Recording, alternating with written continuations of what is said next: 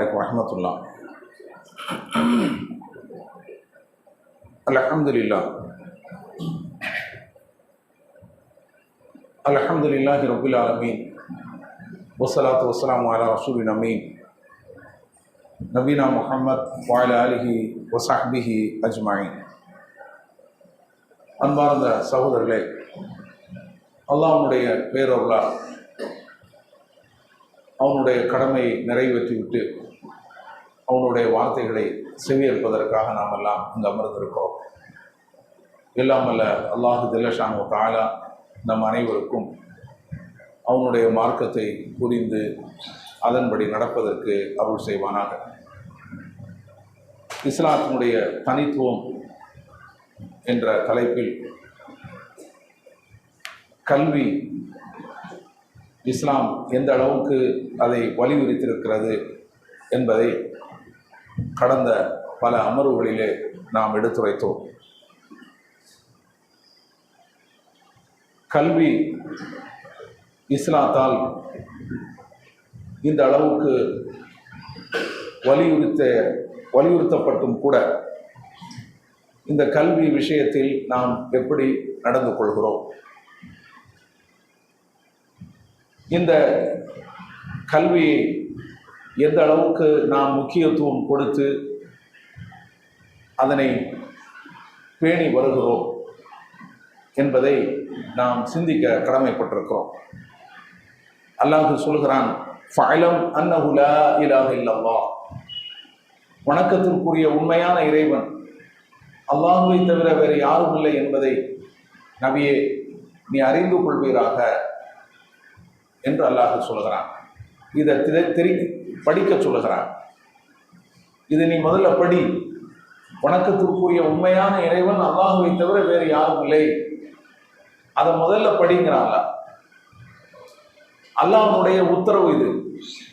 அல்லாஹ் திருக்குர்ஆனில் எதை உத்தரவாக போடுகிறானோ, அல்லாஹ்வுடைய தூதர் ஸல்லல்லாஹு அலைஹி வஸல்லம் அவர்கள் ஹதீஸில் எதை உத்தரவாக போடுகிறார்களோ அது நம் மீது கடமை. இது மார்க்கத்துடைய சட்ட விதிகளில் ஒன்று. குர்ஆனிலும் ஹதீஸிலும் உத்தரவாக ஒன்று வந்தால் அதை செயல்படுத்துவது அந்த குர்ஆனையும் ஹதீஸையும் ஏற்றுக்கொண்டிருக்கக்கூடிய ஒவ்வொருவர் மீதும் கடமை. ஆணின் மீதும் கடமை, பெண்ணின் மீதும் கடமை. இந்த உத்தரவை செயல்படுத்தக்கூடியவர்கள் எத்தனை பேர்? இந்த கடமையை எடுத்து நடக்கக்கூடியவர்கள் எத்தனை பேர்? இதுதான் நாம் இங்கு சிந்திக்க வேண்டிய விஷயம்.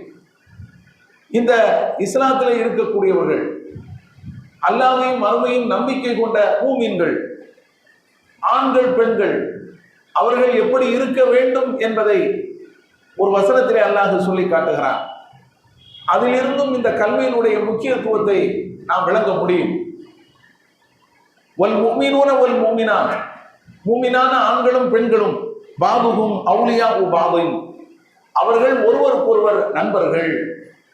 மூமினான ஆண்களும் பெண்களும் ஒருவருக்கொருவர் நண்பர்களாக இருப்பார்கள். மூமின்கள் தங்களுக்கிடையே நண்பர்கள், மூமினான பெண்கள் தங்களுக்கிடையே நண்பர்கள். இவர்கள் நண்பர்களாக இருப்பார்கள். யஅமுரூன பில் மஅரூஃப், இவர்கள் நன்மையை ஏவுவார்கள். வயன்ஹவுன அனில் முன்கர், தீமையை தடுப்பார்கள். வயுகீமூன ஸலாத், தொழுகையை நிலைநாட்டுவார்கள். வயூதூன ஸகா, ஜகாத் கொடுத்து வருவார்கள். வயுதீஊன அல்லாஹ வ ரசூலா, அல்லாஹ்வுக்கும் அவருடைய தூதருக்கும் கீழ்ப்படிந்து நடப்பார்கள். உலாயிக ஸயர்ஹமுஹுமுல்லாஹ், இத்தகையவர்களுக்கு தான் அல்லாஹ் அருள் புரிவான். இன்னல்லாஹ அஸீஸுன் ஹக்கீம், நிச்சயமாக அல்லாஹ் மிகைத்தோனும் நுண்ணறிவாளனுமாக இருக்கிறான். சூரத்து தௌபா 9வது அத்தியாயத்தில் 71வது வசனத்தில் இதனை நாம் பார்க்கலாம். மூமினான ஆண்களும் பெண்களும் அவர்கள் எப்படி இருக்க வேண்டும், நண்பர்களாக இருந்து கொண்டு தங்களுடைய அந்த நட்புறவை எப்படி வைத்துக் கொள்ள வேண்டும் என்பதை பற்றி அல்லாஹ் சொல்லும் போது என்ன சொல்கிறான்? நன்மையை ஏவி அவர்கள் தீமையை தடுக்க வேண்டும் என்று சொல்கிறான். நன்மையை ஏவி தீமையை தடுப்பதாக இருந்தால் இதற்கு கல்வி அவசியம். கல்வியின்றி நாம் எதையும் ஏவி விட முடியாது, எதையும் தடுத்து விட முடியாது. நமக்கு தெரியாத விஷயங்கள் எல்லாம் ஒருவருக்கு ஏவி விடுவோம். நமக்கு தெரியாத விஷயங்கள் எல்லாம் ஒருவரை விட்டு நாம் தடுத்து விடுவோம். இது மார்க்கத்தில் தடை செய்யப்பட்டது என்றே நமக்கு தெரியாது, அதை நம்ம ஏவி விடுவோம். இது மார்க்கத்தில் தடுக்கப்பட்டிருக்கிறது என்பது தெரியாமல் நாம் செய்து விடுவோம். இதையெல்லாம் நம்ம பார்க்கிறோம். இப்போ இதுக்கு கல்வி அவசியமாகிறது. அதுபோல தொழுகையை நிலைநாட்டுதல், சும்மா தொழுது விட முடியுமா? அந்த தொழுகை எப்படி தொழ வேண்டும், நபி ஸல்லல்லாஹு அலைஹி வஸல்லம் அவர்கள் அதுல காட்டியிருக்கக்கூடிய வழிமுறை என்ன, அதை படிக்கணும். அதற்கு கல்வி அவசியம். ஜக்காத்து கொடுக்கணும், அது எப்படி, அதுக்கு கல்வி அவசியம். அல்லாஹ்வுக்கும் அவருடைய தூதருக்கும் கீழ்ப்படிந்து நடக்க வேண்டும், அதற்கு கல்வி அவசியம். இந்த விஷயங்கள் எல்லாம் கல்வியோடு தொடர்புடையது, படிப்பதோடு தொடர்புடையது. அப்போ ஒரு மூமினான ஆண்கள் பெண்கள் இப்படித்தான் இருக்க வேண்டும் என்று சொல்லக்கூடிய இறைவன், அவர்கள் அப்படி இருக்கிறார்களா? கல்வி விஷயத்தில் அவர்கள் அதனை முக்கியத்துவம் கொடுத்து அதனை அவர்கள் படித்து வருகிறார்களா? இல்லை, பெருமளவு இல்லை என்று சொல்லிவிடலாம். கல்வியில 3 வகையா பிரிக்கலாம். ஒன்று அவசியமான கல்வி, இன்னொன்று அனுமதிக்கப்பட்ட கல்வி, இன்னொன்று அவசியம் இல்லாத கல்வி, அனுமதி இல்லாத கல்வி.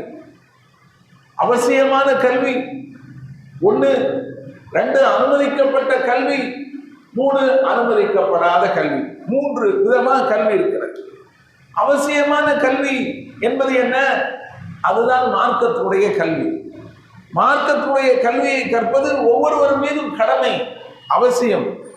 கடந்த பல்வேறு அமர்வுகளில் அதற்கான சான்றுகளை நாம் கொடுத்திருக்கிறோம். சொர்க்கம் செல்வதற்கு அந்த கல்விதான் அவசியப்படுகிறது. நரகத்தில் இருந்து ஈடேற்றம் பெறுவதற்கு அந்த மார்க்கத்துடைய கல்விதான் தேவைப்படுகிறது.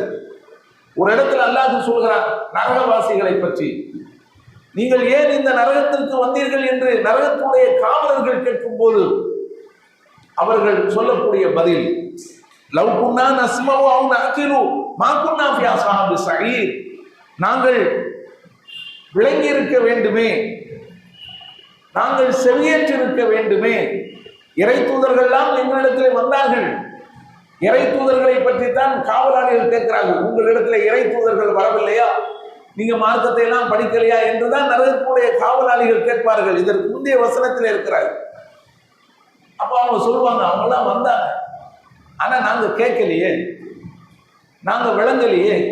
லவ் குன்னா நஸ்மவு, இறை தூதர்கள் சொல்வதை நாங்கள் கேட்டிருந்தால், அவ் நஅகிலு அதனை நாங்கள் விளங்கி இருந்தால், மா குன்னா ஃபி அஸ்ஹாபி ஸஈர், இப்படி நரகவாசிகளில் ஒருவராக நாங்கள் இருந்திருக்க மாட்டோம். தெளிவா சொல்றாங்க. நரகத்துக்கு போனதுக்கு என்ன காரணம்? அங்க போன பிறகுதான் அவர்களுக்கு விளங்கு. தூதர்கள் சொன்னதெல்லாம் நாங்க தூர விட்டோம், நாங்க எங்களுக்கு என்ன தேவைப்பட்டதோ அதை எடுத்துக்கொண்டோம். இறை தூதர்கள் சொன்னார்கள், அல்லாஹ்வை பற்றி சொன்னார்கள், மறுமையை பற்றி சொன்னார்கள், உலகத்தில் எப்படியெல்லாம் வாழ வேண்டும் என்பதை பற்றி சொன்னார்கள். ஆனா நாங்க கேட்கல, அதனை புரியல, அதனாலதான் இன்னைக்கு இந்த நிலைக்கு ஆளாயிருக்கிறோம் என்று அவர்களே ஒத்துக்கொள்ளக்கூடிய செய்தியை திருக்குர்ஆனில் சூரத்துல் முல்க் 67வது அத்தியாயத்தில் 10வது வசனத்திலே அல்லாஹ் சொல்லி காட்டுகிறான். அப்ப அவசியமான கல்வி என்பது இந்த மார்க்கத்துடைய கல்வி. அது மட்டுமல்ல, இந்த மார்க்கத்துடைய கல்வி என்பது அல்லாஹ்வையும் அவருடைய தூதரையும் இஸ்லாமிய மார்க்கத்தையும் ஆதாரத்துடன் அறிந்து கொள்ளக்கூடிய கல்வி. இஸ்லாத்துடைய அடிப்படை இந்த 3 தான். இந்த 3 மீது தான் இஸ்லாம் கட்டமைக்கப்பட்டிருக்கிறது. ஒரு மனிதன் இறந்த பிறகு அவனுடைய சொந்த பந்தங்கள் எல்லாம் அவனை தூக்கி கொண்டு மண்ணறையிலே அடக்கம் செய்துவிட்டு திரும்பி வரும்போது அந்த மனிதன் அந்த மண்ணறையிலே, அந்த கபரிலே விசாரிக்கப்படுகிறான். எது பற்றி விசாரணை? இந்த 3ஐயும் பற்றி. உன்னுடைய இறைவன் யார், உன்னுடைய தூதர் யார், உன்னுடைய மார்க்கம் என்ன என்று இந்த 3 குறித்து தான் விசாரிக்கப்படும். இந்த 3ஐ பற்றி ஒரு மனிதன் தெரியவில்லை என்று சொன்னால், அதை படிக்கவில்லை என்று சொன்னால் அவனுடைய நிலைமை என்ன? கபரிலே கேட்கப்படக்கூடிய கேள்விக்கு அவனால் பதில் தர முடியுமா? முடியாது. அப்போ அந்த அளவுக்கு அவசியமான ஒரு கல்வியாக இந்த இஸ்லாமிய கல்வியை நாம் பார்க்கிறோம். இந்த 3 கேள்விக்கும் பதில் சொல்லிட்டான் என்று சொன்னால் சொர்க்கத்துடைய விரிப்பு அவனுக்கு விரிக்கப்படுகிறது, சொர்க்கத்துடைய ஆடை அவனுக்கு அணிவிக்கப்படுகிறது, சொர்க்கத்துடைய வாசல் ஒன்று திறக்கப்பட்டு அதிலிருந்து நல்ல இதமான காற்று அவனை நோக்கி வரும். அவனுடைய கபர் கண்ணுக்கு எட்டிய தூரம் விசாலப்படுத்தப்படும். நபிகள் நாயகம் ஸல்லல்லாஹு அலைஹி வஸல்லம் அவர்கள் சொல்லி காட்டுகிறார்கள், இந்த மூன்றுக்கு அவன் பதில் சொல்லவில்லை என்று சொன்னால் நரகத்தினுடைய விரிப்பு விரிக்கப்படும், நரகத்தினுடைய ஆடை அணிவிக்கப்படும், நரகத்தினுடைய வாசல் ஒன்று திறக்கப்பட்டு அதிலிருந்து கடும் சூடான காற்று அவனை நோக்கி வரும். தாங்க முடியுமா அந்த காற்றை?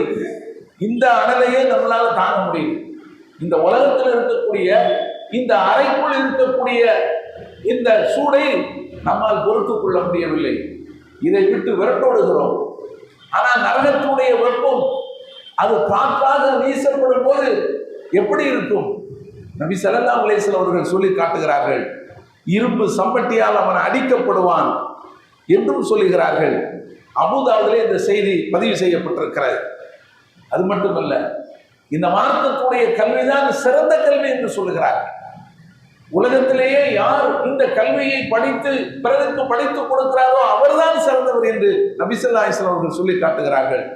உஸ்மான் பின் அஃபான் ரலியல்லாஹு அவர்கள் அறிவிக்கக்கூடிய ஹதீஸ், கைருக்கும் மன் தஅல்லமல் குர்ஆன வ அல்லமா, உங்களில் யார் குர்ஆனை கற்று பிறருக்கு கற்றுக் கொடுக்கிறாரோ அவர்தான் சிறந்தவர்.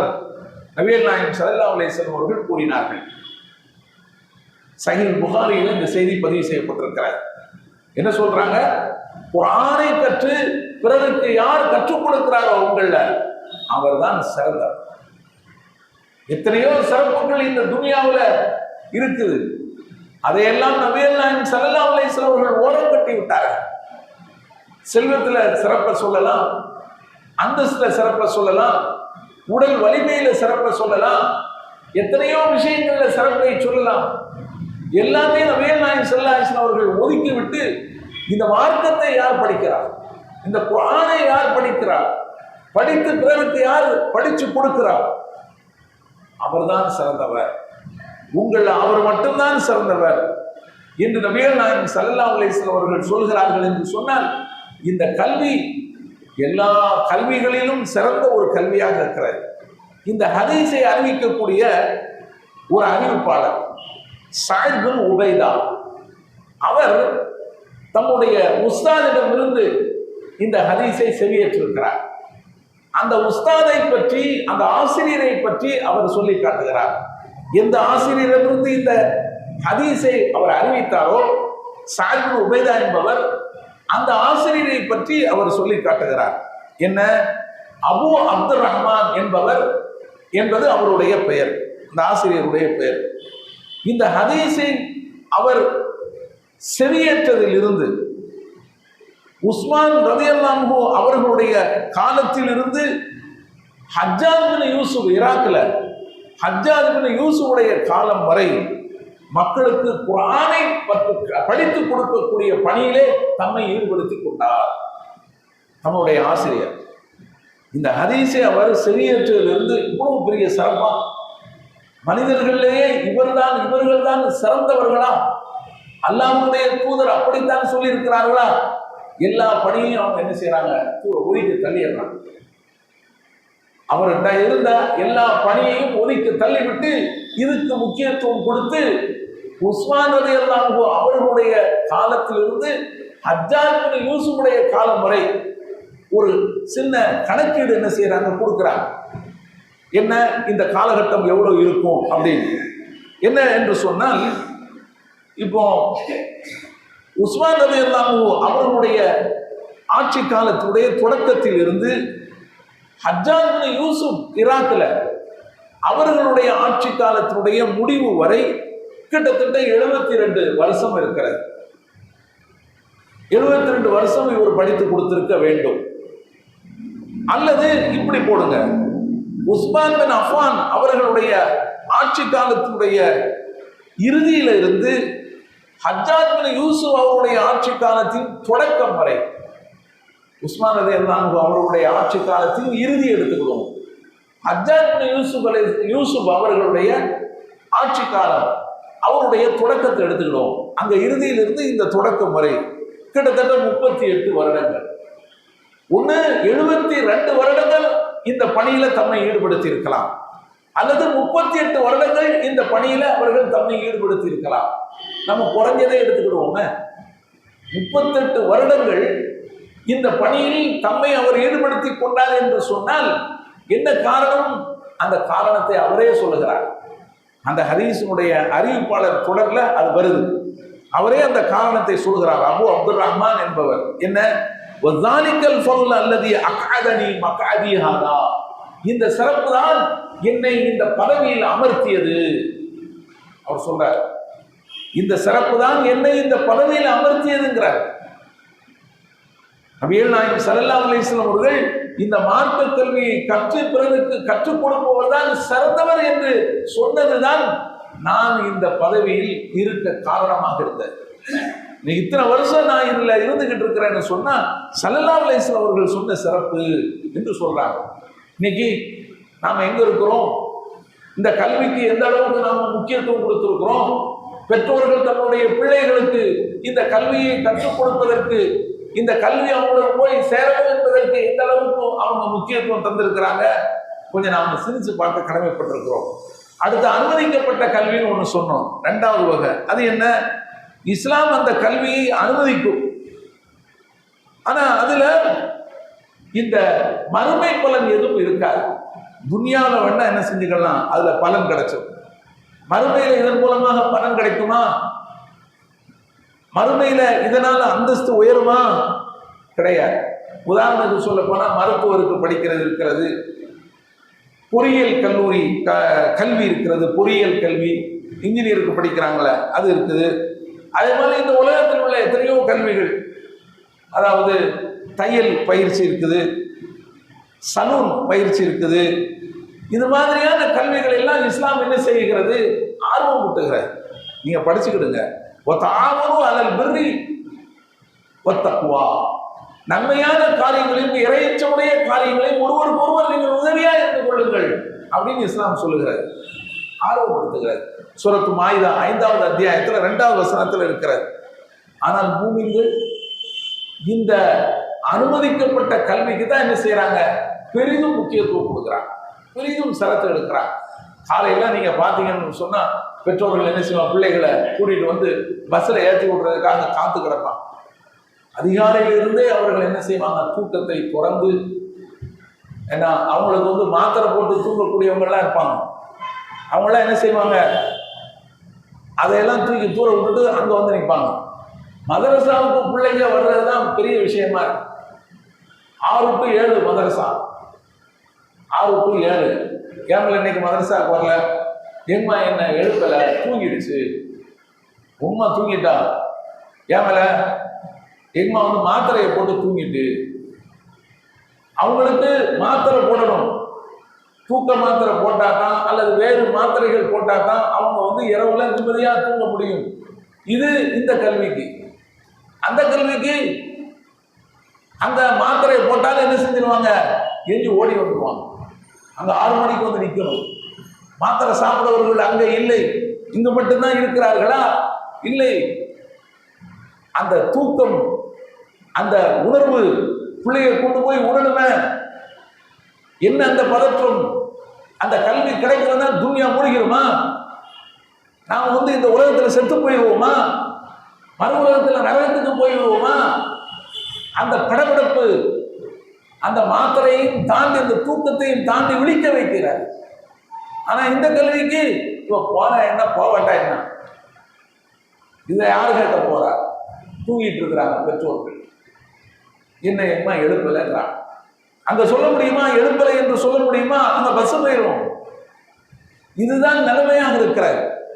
இந்த கல்விக்கு தான் முக்கியத்துவம் தருகிறார்கள். தடை செய்யப்பட்ட கல்வி இன்னொரு வகை இருக்கிறது. இஸ்லாம் அதை அனுமதிக்காது, அதை அனுமதிக்காது. அது தீமைக்கு வழிகோலாக அது அமையும். உதாரணத்துக்கு சொல்ல போன இந்த சினிமா கல்வி இருக்கிறது, சினிமா துறை சம்பந்தப்பட்டது. பிறகு வந்து இந்த ஜோதிடம், சிஹர், இந்த மாதிரியான கல்வி, இதெல்லாம் வந்து ஒரு பிரயோஜனம் இல்லை. இது தீமைக்கு வழிகோலாக இருக்கக்கூடிய கல்வி.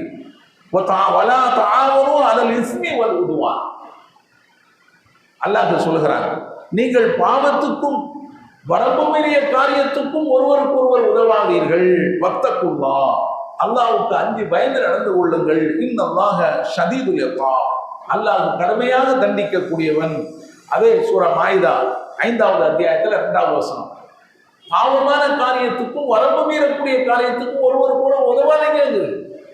அந்த மாதிரியான கல்வி தடை செய்யப்பட்ட கல்வி. அதுதான் இன்றைக்கு நடந்து கொண்டிருக்கிறது. இந்த துன்யாவில் தடை செய்யப்பட்ட கல்வியை ஒரு சிலர் என்ன செய்யறாங்க, கற்றுக்கொள்றாங்க.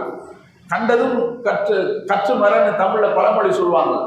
கண்டதும் கற்று மர, என்ன களவும் கற்று மர, கண்டதையும் கற்பவன் பண்டிதன் ஆவான் அப்படின்னு சொல்லுவாங்க. களவா இருந்தாலும் கற்று மரன்னு சொல்லுவாங்க. இது வேறு வேறு சித்தாந்தங்கள் சொல்லக்கூடிய, இஸ்லாம் சொல்லக்கூடியது அல்ல. இஸ்லாத்துல அனுமதிக்கப்பட்ட கல்வின்னு ஒண்ணு இருக்குது, அதை படிச்சுப்போ. ஆனால் அவசியமான கல்வின்னு ஒண்ணு இருக்கிறது, அதை எல்லோரும் படித்தால். அனுமதிக்கப்பட்ட கல்வியை எல்லோரும் படிக்கணுமா? இந்த துன்யாவில் எல்லோரும் டாக்டராக மாறணுமா, இன்ஜினியராக மாறணுமா, உலகத்தில் எல்லாரும் படித்தவங்களாக இருக்கணுமா? அப்படி ஒன்றும் சட்டம் ஒன்றும் இல்லை, அப்படி ஒன்றும் அவசியம் இல்லை. ஆனால் எல்லோரும் மார்க்கத்தை தெரிந்தாக வேண்டுமா இல்லையா? எல்லோரும் மார்க்கத்தை தெரிந்தாக வேண்டும். ஆனால் என்ன முக்கியத்துவம் தருகிறோம்? நம்ம இந்த அறிவு போட்டின்னு சொல்லி ஒன்று ஆரம்பிச்சிருக்கோம். அறிவு போட்டி, ரமதான் அறிவு போட்டின்னு சொல்லி ஒரு வினாத்தாள, இந்த ரமதானில் நீங்கள் மார்க்கத்தை படிங்க, குரானை நீங்கள் திறங்க அப்படின்னு சொல்லி நம்ம என்ன செஞ்சோம், உனக்கு கொடுத்துட்டு எத்தனை பேர் வாங்கியிருக்கீங்க? சில இடங்களில் வீடு வீடாக கொண்டு போய் என்ன செய்கிறாங்க, திணிச்சுட்டு வராங்க. வீடு வீடாக போய் போட்டுட்டு வராங்க அறிவு போட்டி. உனக்கு இஷ்டம் இருந்தாலும் சரி, இஷ்டம் இல்லாத சரி, நீ இதை பார்த்து தான் ஆகணும். எங்களுக்கு செய்ய தெரியாதே அது? வீடு வீடாக போடுறதுக்கு எங்களுக்கு தெரியாதா? நம்மள்ட்ட ஆள் இல்லையா? மேன் பவர் இல்லையா? எல்லாம் இருக்கிறது. கல்வி என்பது அப்படித்தான் வரணுமா? உங்கள் மீது திணிக்கப்பட்டுதான் கல்வி வரணுமா? ஏன் அதுக்கு நீங்க அதுக்கு திரும்ப நீங்க அசைக்க மாட்டீங்க? அசைக்க கூடாதா? நீங்க அதுக்கு ஆர்வம் காட்டக்கூடாதா? அது எவ்வளவு பெரிய விஷயம். இந்த ரமதான்ல அதை வாங்கி கொண்டு நீங்க பாருங்களேன். அது நீங்க கட்டாயம் பரீட்சை எழுதித்தான் ஆகணும்னா ஒன்றும் கிடையாது. நீங்க படிக்கணும், மார்க்கத்தை தெரிந்து கொள்ளணும் என்பதற்காக நாம் எடுத்த ஒரு சின்ன முயற்சி. அதை வாங்குறதுக்கு 100 தடவை யோசிக்கிறாங்க. 100 தடவை யோசிச்ச பிறகு 101 தடவை எனக்கு ஒன்று தாங்கல அப்படின்னு என்ன செய்யறாங்க, வாங்கிட்டு போறாங்க. எதுக்கு இத்தனை யோசனை? அதுல என்ன இருக்கிறது? சிந்திச்சு பாருங்க. அன்பிற்குரியவர்களே, இந்த கல்வி விஷயத்தில் இப்படித்தான் நாம் இருக்கிறோம். மார்க்க விஷயத்தை பொறுத்த வரையில நாமளும் இப்படித்தான் இருக்கிறோம். நம் பிள்ளைகள் விஷயத்திலும் இப்படித்தான் இருப்போம். நாமளே இப்படி இருக்கும்போது நம்மளுடைய பிள்ளைகளை எப்படி இதுல நாம சேர்த்து விடுவோம்? இதை படிக்கணும், மார்க்கத்தை தெரிந்து கொள்ளணும் அப்படிங்கிறதுக்கு எப்படி சேர்த்து விடுவோம்? கொஞ்சம் செஞ்சு பாருங்க. அன்பிற்குரியவர்களே, இதுதான் மரியம் அலைஹிஸ்ஸலாம் அவர்கள். இதுக்கு முன்னால கூட நம்ம சொல்லியிருக்கோம். இந்த ரமதான்ல அவங்க என்ன செஞ்சாங்க, மார்க்கத்துக்காக அப்படியே நேர்ந்துட்டாங்க. அவங்களுடைய தாயார், எனக்கு குழந்தை பிறந்துன்னு சொன்னா நான் உன்னுடைய திருப்பணிக்காக நான் நேர்ந்துக்கிறேன் அப்படின்னு வயத்தில் இருக்கும்போதே என்ன செய்யறாங்க, நேர்ச்சை செய்து கொண்டாங்க. இப்படி எத்தனை பேர் நம்ம நேர்ச்சை செய்திருக்கிறோம்? நாம அந்த மாதிரி செய்ய முடியுமா? நாம செய்ய முடியுமா? நாம இப்படியெல்லாம் நேர்ந்து கொள்ள வேண்டாம். ஆனா அதற்கு ஒரு முக்கியத்துவத்தை நம்மளுடைய பிள்ளைக்கு கொடுக்கலாமா இல்லையா? அப்படி நேர்ந்துக்கிட்டாங்க. ஆனா பிறந்தது ஆண் குழந்தைன்னு நினைச்சாங்க. நான் ஆண் குழந்தைன்னு நினைச்சேன், ஆனா பெண் குழந்தையா பிறந்துருச்சு. என்ன இருந்தாலும் நான் நேர்ந்து கொண்டதுதான். என்ன செய்யறாங்க, தீனுக்காக அர்ப்பணிக்கிறாங்க. அவங்க மார்க்கத்தை படிக்கிறாங்க. ஜக்கரியா அலைஹிஸ்ஸலாம் அவர்கள் மூலமாக மார்க்கத்தை படிக்கிறாங்க. ஜக்கரியா அலைஹிஸ்ஸலாம் அவர்களின் மூலமாக அவங்க வளர்ப்பு பெறுகிறாங்க. இஸ்லாமிய வார்ப்புல வளர்க்கப்படுறாங்க. பிறகு என்ன நடந்தது? மூமின்களுக்கெல்லாம் முன்னுதாரணமாக திருக்குறான்ல இடம்பெறாங்க. அல்லாஹ் அறிவிக்கிறான், ஒரு பொம்பளையை அறிவிக்கிறான். உங்களுக்கு முன்மாடல் யாரு, ரோல் மாடல் யாரு? ஒரு பொம்பளை. இந்த பொம்பளையை பார்த்து நீங்க நடந்துக்கிடுங்க அப்படின்னு சொல்லி சொல்றாங்க. மரியம் அலைஹிஸ்ஸலாம் அவர்கள். அவங்களுடைய தாயார் இந்த பணிக்காகவே தன்னுடைய பிள்ளைய அர்ப்பணிச்சாங்க.